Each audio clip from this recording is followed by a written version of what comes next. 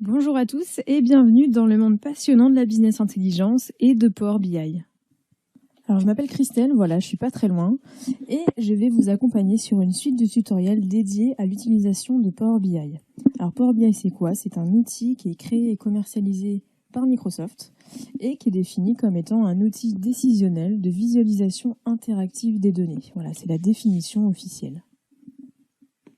Alors avant toute chose, pour cette série de tutoriels, j'ai deux grands objectifs à vous fixer qui tiennent en deux mots. Le premier, c'est la méthode. Je vais vous fournir une méthode en 5 étapes qu'on va dérouler ensemble et l'objectif, c'est qu'à la fin de ce tutoriel, vous soyez capable de créer vos propres reporting tout seul. Premier challenge. Le deuxième, c'est l'impact. Il faut que cet outil ait un réel impact sur votre quotidien professionnel. Il faut en tirer le maximum. C'est pas une formation comme les autres. Power BI, c'est pas vraiment un outil comme les autres. Faut le voir comme étant une opportunité pour aller plus loin. C'est pas juste une autre manière de faire des tableaux croisés dynamiques un peu plus beaux, un peu plus puissants, un peu plus de faire moins de tâches manuelles quand on génère un reporting. Power BI, c'est vraiment un outil qui est une opportunité pour penser différemment ses données, ses reportings, ses informations et ses décisions. Donc voilà, c'est important que vous ayez ces deux challenges en tête. Et si vous les suivez et que vous les gardez en tête, ça va bien se passer. Alors nous sommes dans le bloc numéro 1 et avant de plonger dans le cœur du sujet, avant de mettre les mains dans le clavier et de vraiment se plonger dans Power BI, on va prendre un tout petit peu de recul et replacer le contexte ensemble. Et donc pour ça, je vous propose une introduction sur ce gros mot un peu qu'on appelle business intelligence. Donc on va développer un peu ce thème et le définir un peu mieux et faire le lien avec notre outil qui est Power BI. Donc voilà, j'espère que vous êtes prêts. En tout cas, c'est parti, on y va ensemble.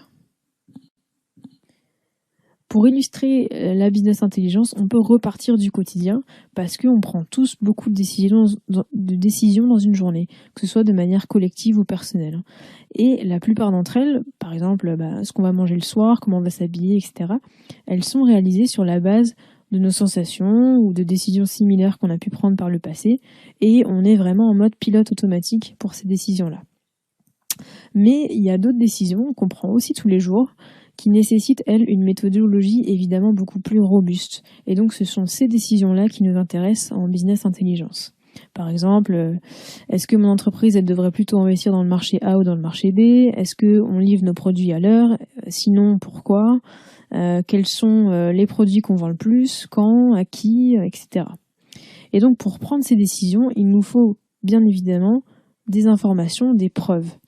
Alors dans le monde du consulting, on vous dirait que tout ça, tous ces process, c'est en fait faire de la prise de décision sur la base d'informations probantes. Voilà, c'est un peu pompeux. Dans les cocktails, c'est pas mal. T'as fait quoi aujourd'hui? Ah, j'ai pris des décisions sur la base d'informations probantes. Voilà. Si on vous dit ça, vous pourrez toujours demander à la personne si elle a utilisé un outil décisionnel de visualisation interactive des données. Voilà, ça passe bien. Mais tout simplement, ce que ça veut dire, c'est que faire de la business intelligence, c'est en quelque sorte apporter la preuve que l'on prend une décision intelligente. Voilà. Et donc, d'ailleurs, pour expliquer ce que signifie ce terme de business intelligence, il n'y a rien de mieux que de regarder dans le dictionnaire. Donc, mot à mot, le business, on sait tout ce que c'est, hein, c'est une activité consacrée aux affaires financières ou commerciales. Je pense que je vous apprends vraiment rien. Et être intelligent, c'est quoi? C'est être capable de mobiliser ses capacités intellectuelles pour résoudre des problèmes. Donc si on rassemble les deux termes, la business intelligence, c'est la mise en œuvre d'une capacité à résoudre des problèmes dans un cadre, dans un contexte financier ou commercial. Et donc en fait, c'est tout simplement pouvoir prendre des décisions de gestion pertinentes. Et c'est comme je vous le disais tout à l'heure, apporter la preuve que l'on prend une décision intelligente. Alors maintenant, attention, je vous pose une question. Est-ce que vous pensez qu'une donnée, c'est une preuve? Alors la réponse, c'est pas forcément. Alors pas forcément parce que par exemple, je peux avoir des données très précises sur les revenus moyens d'une tranche de population donnée, mais c'est pas pour autant la preuve que je peux investir sur un marché qui concerne cette tranche de population-là. Par contre, là où c'est intéressant et là où Power BI nous aide, c'est que si je combine plusieurs types de données, dont dans mon exemple les revenus moyens pour une tranche de population, et que je les examine sous différents prismes, que je calcule un certain nombre de mesures, etc., alors là, j'éclaire une prise de décision parce que je mets en place une série de raisonnements factuels, logiques, qui argumentent ma prise de décision. Et maintenant, vous vous demandez certainement, mais c'est quoi exactement le rapport avec Power BI? Alors, un peu de patience, on y arrive.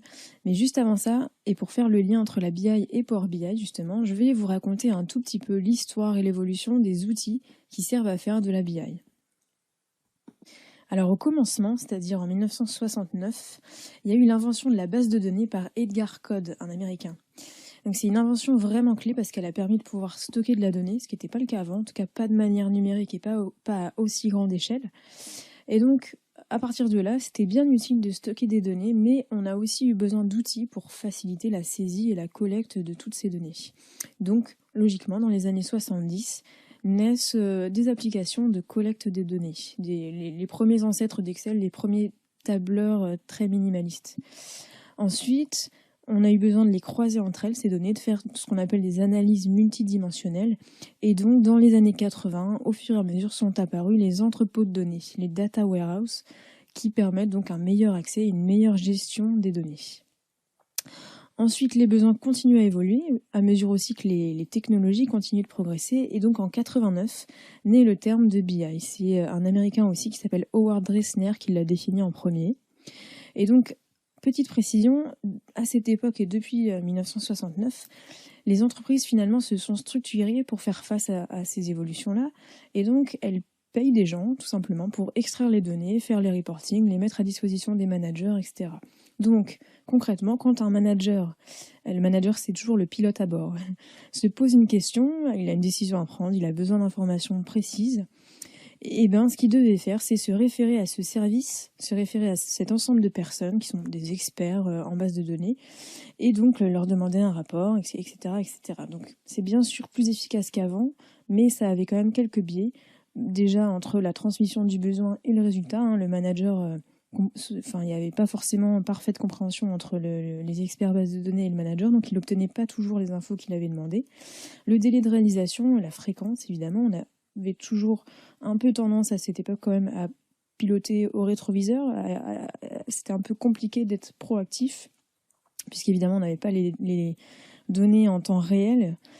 Et bien souvent, quand on reçoit un reporting, ça soulève d'autres questions, on a besoin de creuser, d'aller un peu plus loin, de récupérer d'autres données, de réexpliquer donc son besoin à l'expert en base de données, de réattendre, etc. Donc bref, résultat, c'était beaucoup de temps passé à compiler de la donnée et assez peu de temps passé à l'analyser finalement. Et donc, tout ça évolue. Dans les années 90, on a eu un premier boom des outils BI, dont le marché à l'époque était d'ailleurs assez épars, assez dispersé, il y avait beaucoup d'acteurs. Et donc les outils continuent à devenir de plus en plus performants, à mesure aussi que les besoins des managers se précisent, c'est-à-dire qu'ils veulent avoir leur information plus vite, ils veulent prendre en compte plus de données, ils veulent payer moins cher. Et donc, dans les années 90, on a toujours cette structure au niveau des entreprises entre les spécialistes de la data et les managers. Et tout ça crée aussi de la frustration sur les managers. Le marché, en parallèle de ça, qui est en plein essor, le marché de la BI, s'affine, se recentre, il y a moins d'acteurs. Et dans les années 90-2000, il y a pas mal de fusions-acquisitions qui ont lieu et on retrouve en fait 4 acteurs majeurs, sans surprise, Microsoft, SAP, Oracle et IBM, pour citer que les plus gros. Et on arrive dans les années 2000, où là, on a un gros développement de l'informatique qui devient largement accessible au public. Voilà, je vous fais pas l'historique. Mais tout ça a pour conséquence de changer encore une fois, de préciser le besoin des managers, qui devient, je ne veux plus que des outils pour mes experts, je veux aussi pouvoir faire mes reportings moi-même, je veux plus être dépendante de ces experts en analyse de données, je veux avoir accès aux données, je veux avoir accès en temps réel, je veux pouvoir les manipuler, faire des calculs, présenter le résultat de manière très visuelle, très graphique, très percutante, et finalement, je veux que ces outils soient intuitifs, ils soient simples, ils soient flexibles. Autrement dit, que ce ne soit pas des usines à gaz qui nécessitent d'être experts des données, quoi. Donc voilà, c'est comme ça que des outils comme Power BI sont nés, vraiment par itérations successives, par des séries d'évolutions. Et aujourd'hui, vous les décisionnaires, les managers, grâce à des outils comme Power BI, vous pouvez avoir accès aux informations à partir de vos données. Donc en conclusion sur cette partie, retenez les enjeux de la BI et de ses outils associés, et retenez que la finalité de ces outils, c'est de coller aux besoins des décisionnaires, et donc de leur permettre d'extraire facilement les bonnes infos à partir d'une grande quantité de données, c'est-à-dire faire l'ancien boulot des experts en analyse de données, à la fréquence voulue, c'est-à-dire arrêter de piloter en regardant dans le rétroviseur pour prendre les meilleures décisions possibles, donc prouver que l'on prend une décision intelligente et partager efficacement ces informations, c'est-à-dire pouvoir les transmettre aux collègues, aux boards, aux clients, etc., à toute personne intéressée par le sujet qu'on est en train de creuser. Donc voilà, Power BI, c'est vraiment le résultat de cette histoire qui a commencé dans les années 70. Donc c'est un héritage. C'est le fruit d'évolution, d'abord des premiers tableurs, ensuite des premières versions de SAS. Ça, c'était l'outil d'analyse de données Microsoft qui est par exemple utilisé par notre fameux service reporting. Ensuite, il y a eu une suite de add-in Excel, donc Power Pivot, Power View, Power Map, Power Query dans les années 2000.